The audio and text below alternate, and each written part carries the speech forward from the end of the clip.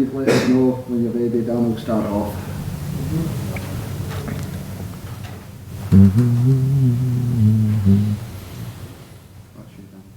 Dan. Morning.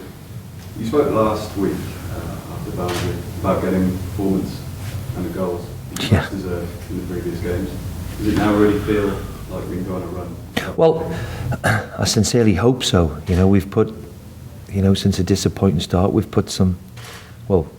kept 3 clean sheets, and of course, adding to that was the Codger getting back fit. I think it's give everybody a lift, and let's make no bones about it. We had a little break against Barnsley. The first goal was a mistake by their goalkeeper. Albert's shown great determination to get in there, but we've got a break, and when you get a break now and again, you need it. So, important week coming up. We've had a decent result last week. It's important now, with 3 games before the international break, that we accumulate a few points and get us where we want to be. If we can have a good week, it can be where we want to be coming into October. And I think that's the vitally important thing. Albert said it's a much happier camp after 3 points. Have you really felt that this week? Well, there's nothing like a victory that gives everybody a lift, of course. So, and what it does it breed a bit of confidence. We looked a very decent side last week, and it's important that we keep to them standards. Never easy in this league. Won't be easy again against Nottingham Forest and what we've got coming up, but a good result always puts everybody in a better frame of mind. Spoken in the past about how you prefer 4-4-2. How do you feel that went? I'm not just saying I prefer 4-4-2, but I've always had 2 up top. I've always thought that it's the way forward. I make no bones about it. For the best part of the last 6 months in particular, we haven't done that. But I had to stop the trend of basically getting beat. So it was all based on, and I make no bones about it, of setting a team out to be difficult to play against, difficult to beat, and try and stop the rut of results which unfortunately the club had been used to, was getting beat. So in that respect, to put a bit of resilience back, and obviously that's the way we've been set up.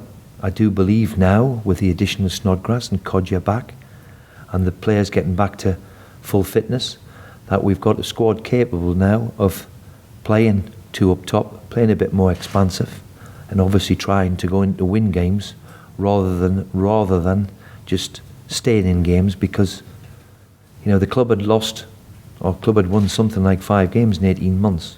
We were second bottom of the league when I took over, so it was all about staying in the division, never mind trying to get out of it. Hopefully now we're in a position where we can mount a challenge. In the Middlesbrough game in the week, it allowed you to rest the 11 start at Barnsley. How helpful was that? Well, I made that decision, and obviously it wasn't the right one because we got beat in the cup. But I do believe that it's a huge, big, important, and what's more important to us is the league, without question. That's no disrespect to the cup competition, but we've let the 11 players to focus on this week ahead. We've had a good week's training with them all, so I've purposely left them fresh and fit, and we'll go as we were against Barnsley.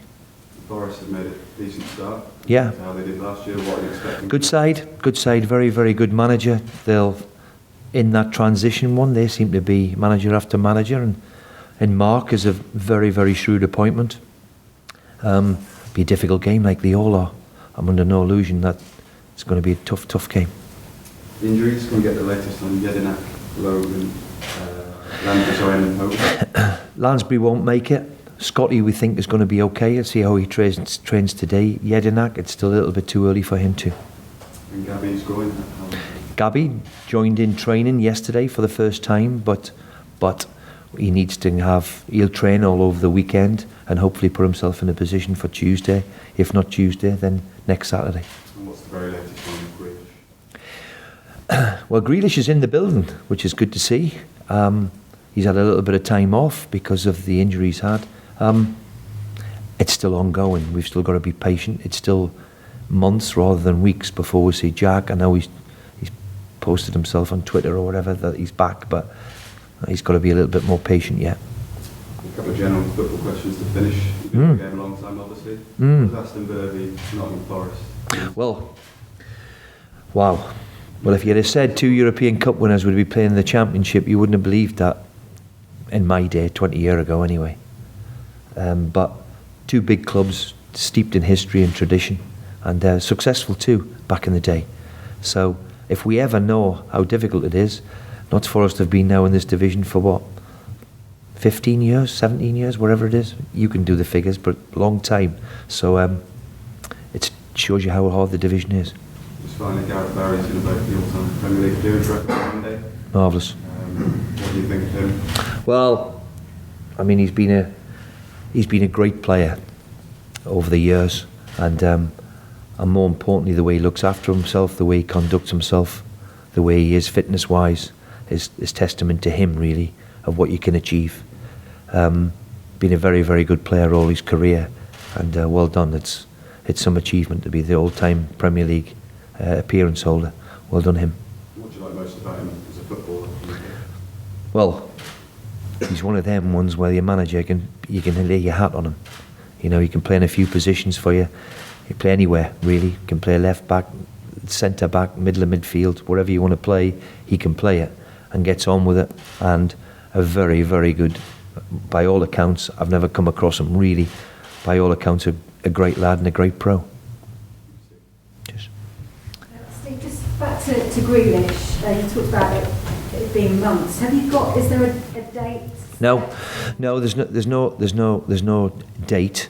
Obviously, we have to go by specialists. It's a freak injury. You know, a damage to your kidneys is pretty serious stuff. So we'll be governed by what the specialists say after scans and all the rest of it. So there's no definitive. The one thing is it's still weeks away. You know, he's on the training ground and slightly jogging and doing a little bit, but not much more than that. Must be frustrating for him. And Well, any injury to your good players is always the frustration. We've had to do without Kodja for the start of the season, and Jedinak, and Grealish. So, you know, arguably, they were our best players last year. So, in that respect, it's always been a frustration of any manager, but part and parcel, and that's why we have a squad. Talked about the Middlesbrough game midweek. You did make all those changes, so does that mean it doesn't really affect momentum coming? Well, look, I don't want any disrespect for the Cup, but I understand and I know that the most important thing for us is this week, in particular, 3 games in the Championship before the international break is the importance. So I made that decision. Obviously, I got it wrong because we got beat, but I still had enough experienced players, I thought, to win us the match. In the back of my mind, I wanted to have full preparation for the other 11. The other 11 now have prepared all week for this week ahead. So in that respect, it's been very, very good. I hope I made the right decision.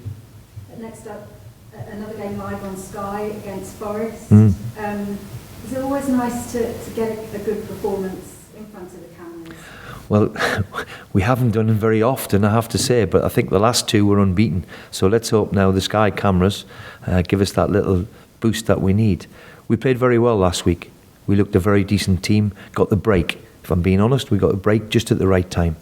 It's important now that we build on the momentum that the result could give everybody. Big week ahead, starting with Notts Forest at home. Never going to be easy. Live on the telly. Let's go and see if we can get another good result, which obviously helps everybody in the cause. Yeah, back-to-back wins, is that crucial? You know, it's important. As I said, an important week coming up. I make no bones about that. And if we have a successful week, then we can be, or we will be, there or thereabouts in the division, which is vitally important going into October. You know, we've had a lot of doom and gloom, and rightly so when you don't win. So, important week coming up. Can we go and get a couple of results which will give everybody a lift just at the right time?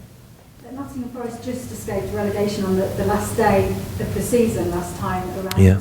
Do you expect them to be in the same position? Oh, they've had Mark's got his stamp on them already. They've bought a few players, lost a few players. If ever we need reminding, you just have to look at Notts Forest. Big club, steeped in history, European Championship champions twice, have been in the division for donkey's years now. and haven't got out of it, and just stayed in it last year. So we're under no illusion how difficult it is, whether you've got a big name like Notts Forest or Aston Villa or Sheffield Wednesday or Leeds United.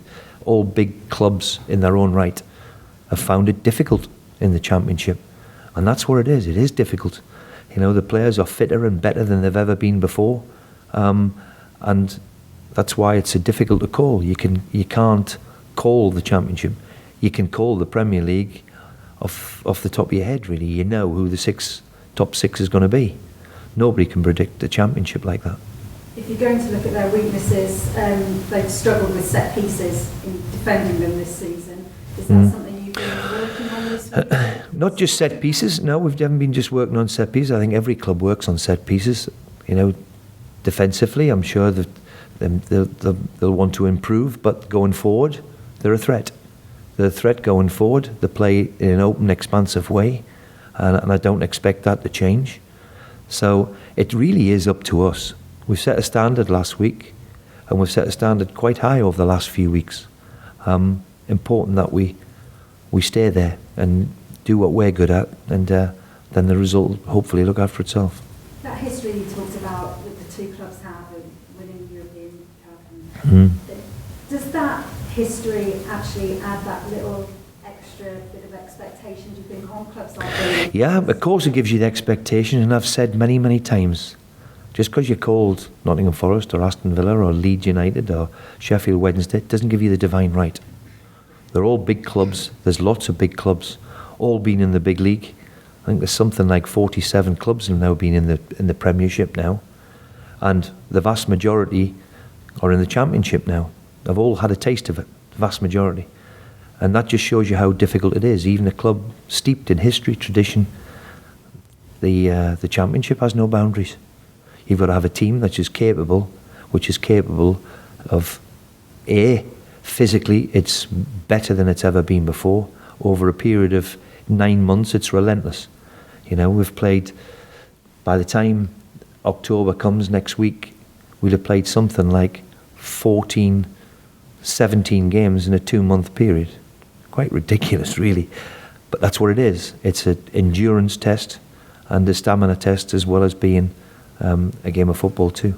You talk about expectation and just how early it can come in a season. We saw last weekend Harry Redknapp losing his job at Birmingham. Were you shocked at just how early he was? Yeah, of course.